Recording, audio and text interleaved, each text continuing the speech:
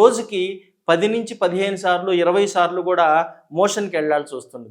Motion వచ్చినట్టు ఉంటుంది, వెళితే మోషన్ కాకపోగా బ్లడ్ పడుతూ ఉంటుంది ఎక్కువగా.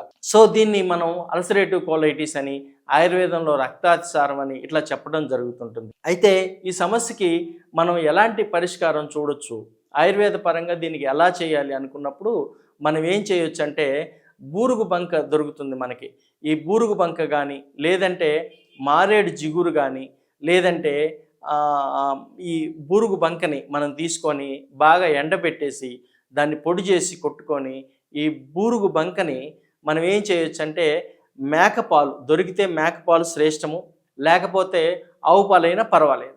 ఈ బూరుగు బంకని ఆవు పాలల్లో కలిపి బాగా కాచి మరగబెట్టి దాంట్లో కొంచెం పెరిగేసి తోడుపెట్టి నెక్స్ట్ డే తెల్లవారిన తర్వాత బాగా చిలికి దాన్ని మజ్జిగ చేసుకొని కనుక ఉదయము మధ్యాహ్నము సాయంత్రం కనుక తీసుకొని ఇలా దీన్ని మీ దైనందిన జీవితంలో ఒక భాగంగా కనుక చేసుకున్నట్లయితే మీరు ఈ అల్సరేటివ్ కోలైటిస్ నుంచి చాలా వరకు ఉపశమనం పొందే అవకాశం ఉంటుందన్నమాట.